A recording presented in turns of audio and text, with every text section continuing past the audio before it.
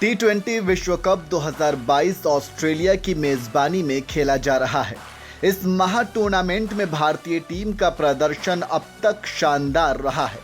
सबसे पहले तो भारत ने पाकिस्तान को रोमांचक मैच में हराया। उसके बाद नीदरलैंड को। भारत अपने तीसरे मुकाबले में साउथ अफ्रीका के खिलाफ मैच हार गया। उसके बाद बांग्लादेश से अपने चौथे मुकाबले में तीसरा मैच जीत गया। इस जीत के साथ भारत 6 अंक बटोरते हुए अपने ग्रुप में टॉप पर चला गया है। बांग्लादेश के खिलाफ भारत का मैच काफी रोमांचक रहा, लेकिन इस मैच में आईसीसी के कुछ नियमों को लेकर लोगों में कंफ्यूजन और विवाद भी देखा गया। सबसे पहले तो दिनेश कार्तिक के रनआउट को लेकर लोग कंफ्यूज थे। दिनेश कार्तिक को जब शोरिफुल इस्लाम ने आउट किया था तब उनके हाथ में गेंद नहीं थी। गेंद के बिना स्टंप्स उखड़ने के बावजूद दिनेश कार्तिक को आउट दे दिया गया और यह बात काफ़ी लोगों को समझ में नहीं आई। लेकिन आईसीसी के नियमों के मुताबिक अगर गेंद स्टंप से छू जाती है और अगर इसके बाद बॉडी पार्ट से भी बेल गिरे या उसमें लाइट जल जाए तो बल्लेबाज को आउट दे दिया जाता है।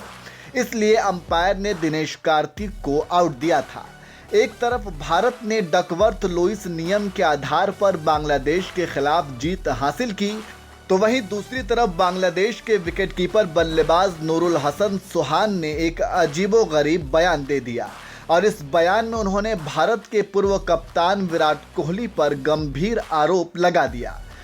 दरअसल मैच के बाद नूरुल हसन ने कहा कि मैदानी अंपायरों ने विराट कोहली की फेक फील्डिंग को नज़रअंदाज कर दिया।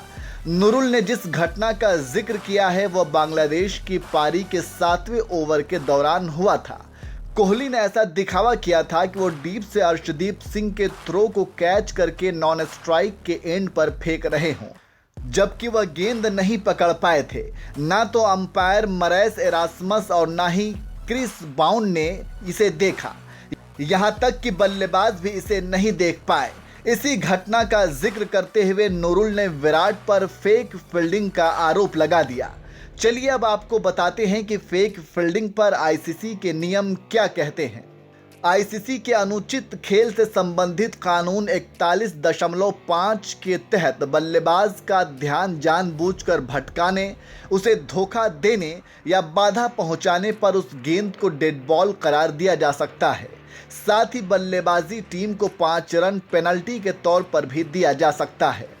नूरुल ने संवाददाताओं से कहा, अगर फैसला बांग्लादेश के पक्ष में जाता तो स्थिति कुछ और हो सकती थी। निश्चित रूप से मैदान गीला था और इसका प्रभाव सभी ने देखा। उस थ्रो को लेकर मुझे लगा कि वो नकली था। हमने इस बारे में चर्चा की थी।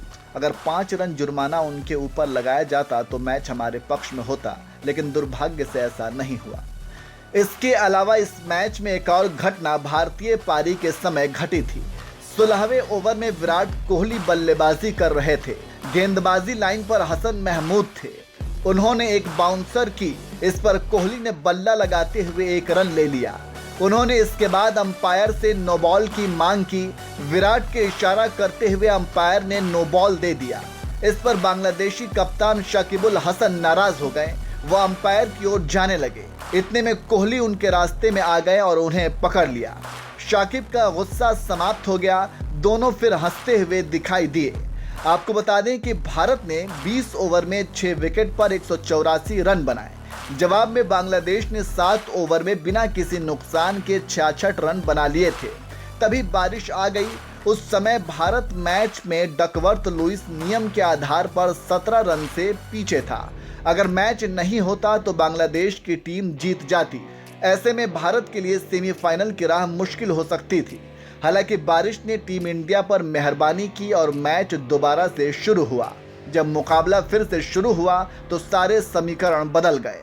बांग्लादेश को जीत के लिए 16 ओवर में 151 रन का लक्ष्य मिला। इस तरह उसे 9 ओवर में 85 रनों की आवश्यकता थी, लेकिन बांग्लादेश की टीम 16 ओवर में 6 विकेट पर 145 रन ही बना सकी। उसे डकवर्थ लुईस नियम के आधार पर 5 रन से हार मिली।